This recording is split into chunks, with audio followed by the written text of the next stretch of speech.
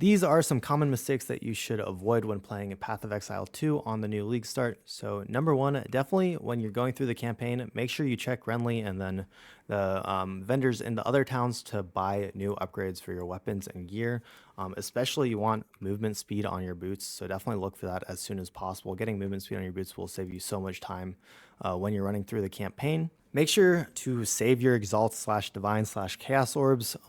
Honestly, you're probably not going to craft something that's worth keeping towards endgame, especially when you're in the campaign. And you will most likely change what items you're using quickly. So instead of using them for crafting, make sure you just save them and then use them on the trade market. So this goes right into the next point. Make sure you're using the trade website, especially during the campaign. It may feel annoying, and that's true, but it's 100% worth it to look on the trade sites, activate a live search, and look for good items that you're going to want to buy. So like upgrades to your bow or whatever weapon you're using, as well as armor, rings, and amulets. I will make a video on how to set like activate live search and all that kind of stuff, but just make sure you're using the trade website, and instead of crafting with the currency items that you get, make sure that you use them to buy better items. They will go much further if you do that versus crafting with them. So I just wanted to quickly go into how you might use the trade website, especially during the campaign.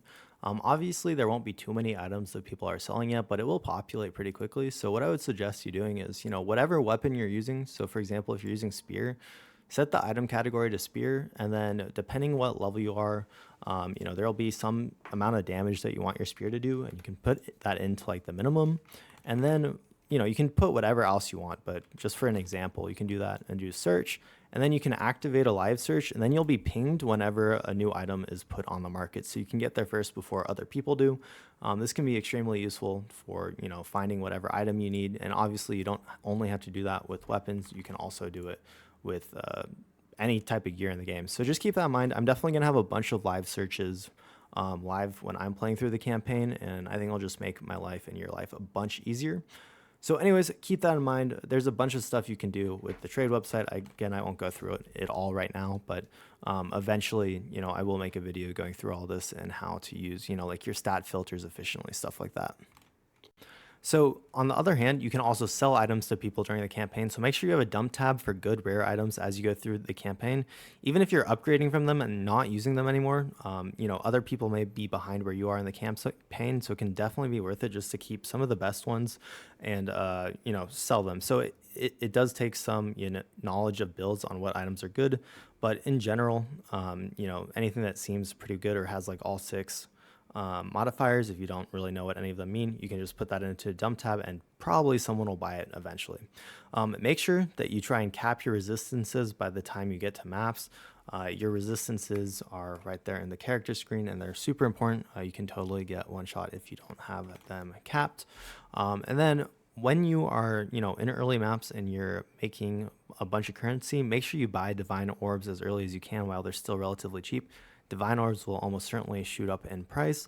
I don't know if Chaos or Exalted will be the default currency for this league.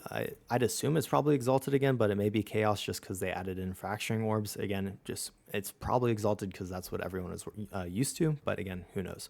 But make sure you buy Divine Orbs, and if you can, you probably don't need this advice, but buy a mirror if you can, but obviously that's not for most people.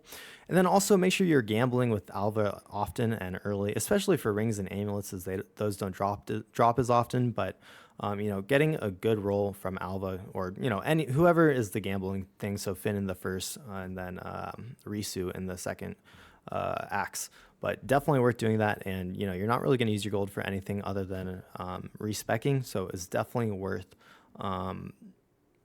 gambling for those things. So make sure that you save all the stellar and sapphire rings that are found in the campaign to sell for later.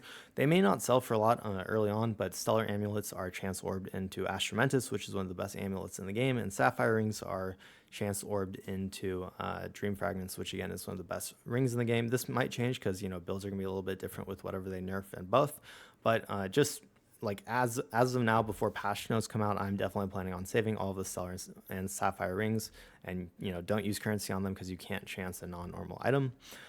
Keep in mind that they're adding fracturing orbs, which completely changes up crafting. If you don't know what a fracturing orb does, you can take a rare item that has 4 modifiers, and basically it randomly chooses one of the 4 modifiers and like basically sets it into that item. It can't be like gone rid of with chaos orbs or whatever. It can't be changed. So this can be super good if you can get like a tier 1, or really it's like the top tier. It's not tier 1 in PoE 2 is in PoE 1, but whatever the best tier for a different modifier is, if you get that and set on an item, can make an extremely powerful crafting base that can also probably sell for a lot in the future. And then keep in mind that there's also recombination. I believe they said that you get your recombinator when the first time you finish an expedition.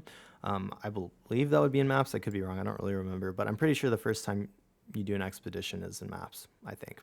But anyways, once you get your recombinator, we don't really know how much it's going to cost to recombine, but this could be extremely useful for combining 2 items that have like really, really good rolls. So if you get an item with like an extremely high tier modifier that you definitely want, but it doesn't have the other rolls, that's okay, because you can select that and then combine it with another item. And, I think there's like a 35% chance for it to fail. But again, definitely worth keeping in mind, and not forgetting that recombination is being added.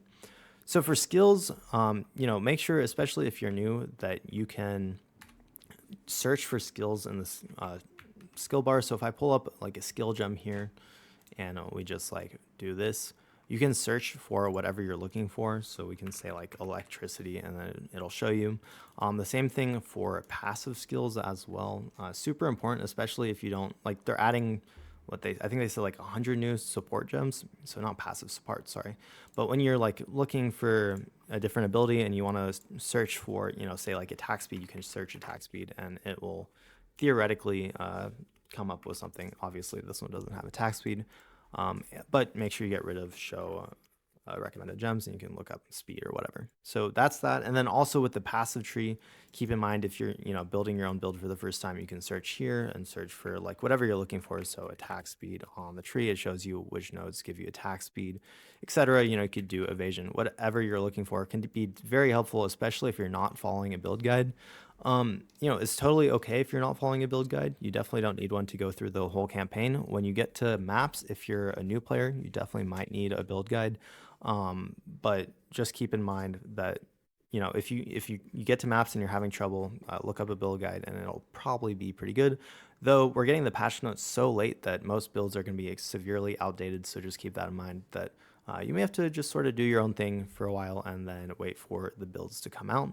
But they should be out in like a couple days right after people finish their campaign or getting into, maps. So also, if you're having trouble with your Ascendancy Trials, you can wait to do them until you're a higher level. You can definitely waste a bunch of your time trying to do the Ascendancy Trials before you're ready. So just keep that in mind. You don't necessarily have to do them right away. I think it's definitely worth it to wait until you can just go through them really quickly and not have to worry about dying and wasting like an hour of your time. So anyways, lastly, make sure that you hydrate, eat, and shower. Definitely important things. And stand up and stretch whenever you remember to. No sleeping is okay, but make sure that you sleep, at least a little bit every once in a while. But yeah, anyways, have fun. I hope you found this video helpful. I'll have a bunch more guides coming out later today and tomorrow, just going into the new league. But anyways, thank you so much for watching. Let me know if there's anything you want me to make a video over in the comments below, and I'll see you next time.